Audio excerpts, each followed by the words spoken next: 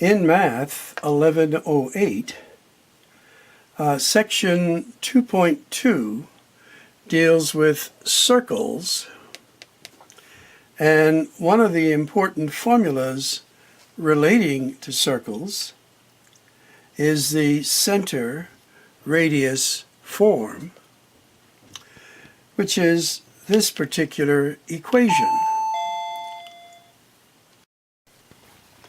So you might be wondering, where does that formula come from? Well, I thought I'd take a few moments to explain it using this little whiteboard. Well, we're on a graph. There is your y-axis.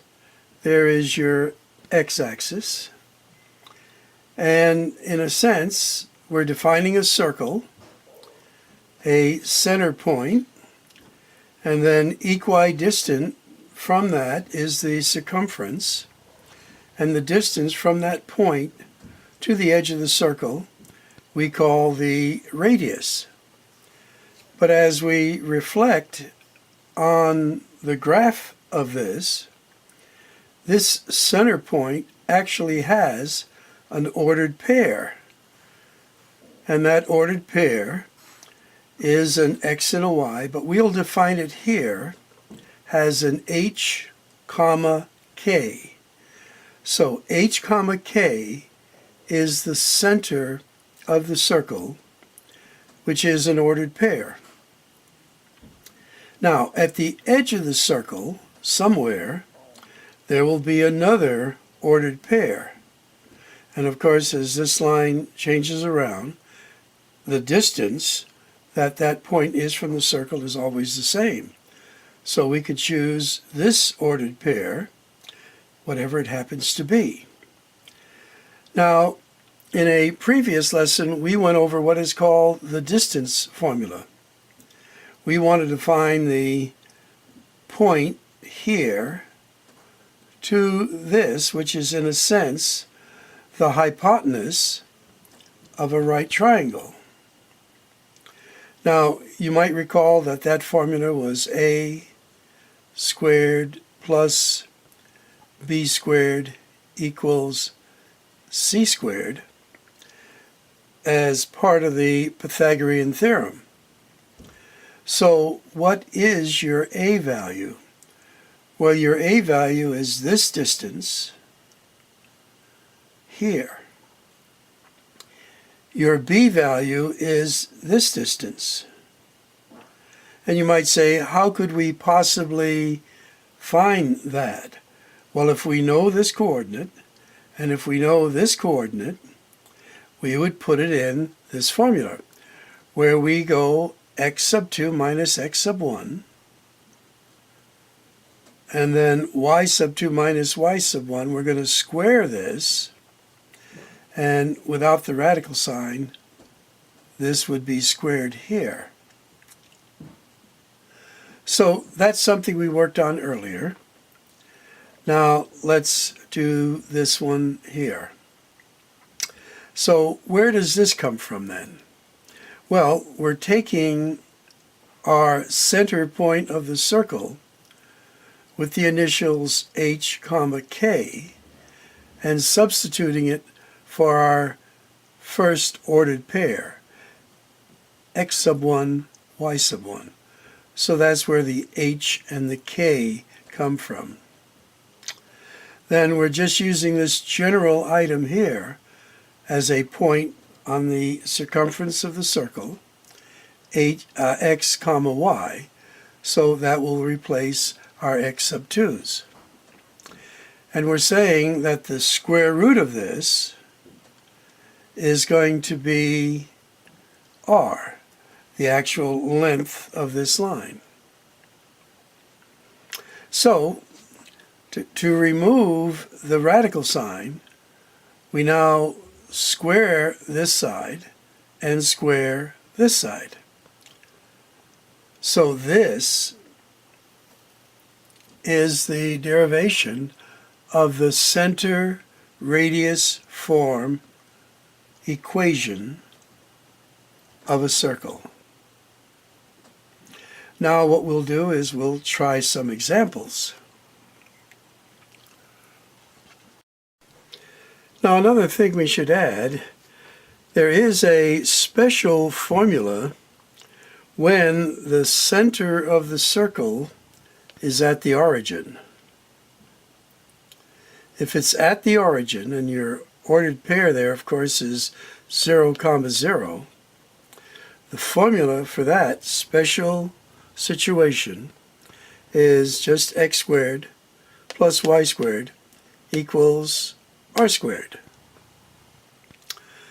Now, what I'd like to do is to go into example 1 here, where this is the special formula that we've been talking about. The center radius form, and they present us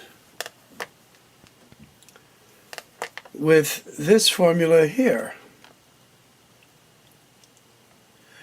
Now, from this formula, can we pick out what was the ordered pair for the center of the circle and what was the radius? Now it looks like this. We want to find what would have been our h and our k. That's the center. So this was h, k. Now, in a previous slide, we mentioned that in the formula, because of this negative, whenever we see a positive in this position, what was the original value of h? Think about it for a moment. It had to have been a negative 3. And what would have been our original value of k here if in this formula it's negative 4? And the answer, it's a positive 4. So once again, another way of looking at that is if we put this formula, x minus a negative 3, and this would be y minus a 4, then that would give us a negative 4 in the formula. If our value initially was a positive 4 here, it becomes a negative 4 in the formula. And here, the opposite of a negative is what made it positive. So this part can be a little tricky when you see, because of the formula, a negative h, the actual value of that h would have been a negative 3. So that when it gets into the formula, became a positive 3. Okay, so how about this one down here? So that's that special formula we spoke of a few moments ago. When it is the origin, the values of x and y are 0, 0. And the radius, remember this is in a sense r squared, here is going to be 3. And we didn't do this one. So if r squared is 36, what would have been r?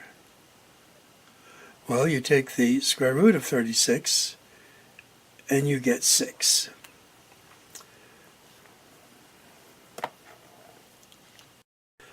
Now, for this next part, we're going to be doing a little review, and we're going to use the technique of squaring a binomial.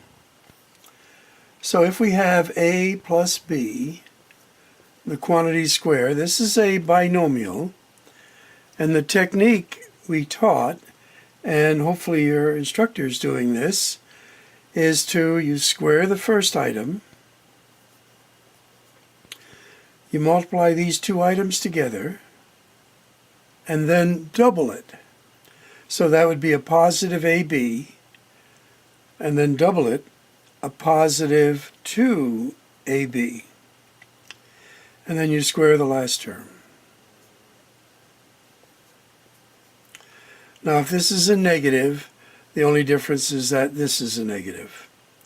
So let's give you an example. If we had x plus 3, the quantity squared, you'd square the first term, that gives you x squared. You multiply these two terms together, this will give you a positive 3x.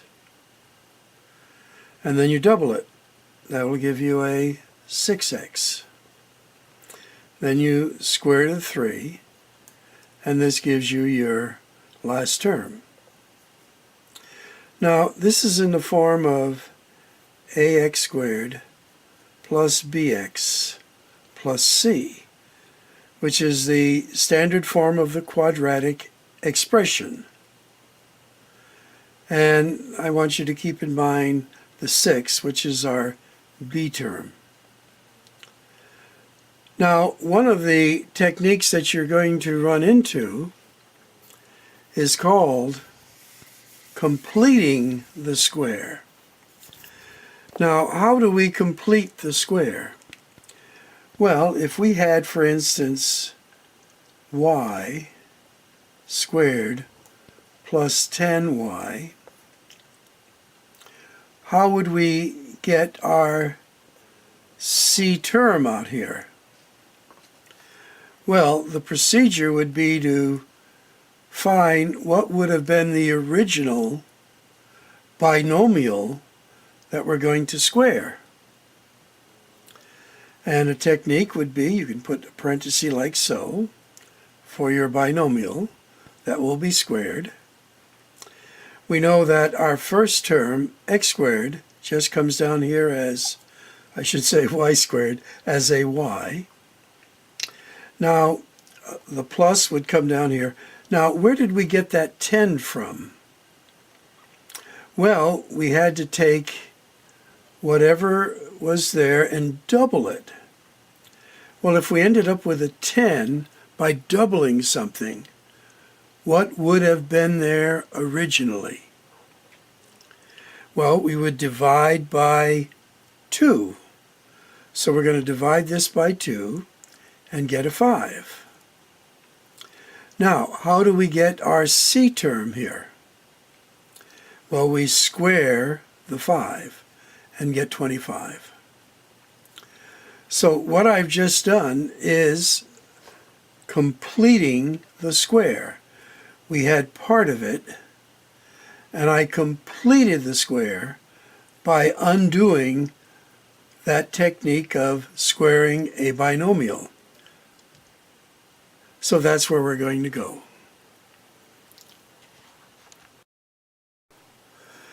Now, in your textbook, and I do have a video online in this section here, where we go over what is in the textbook, and it gives us eventually the general form of the equation of a circle, which is this. Now, I won't go through all the detail, it's in the textbook. This would be another formula that you would have to become familiar with.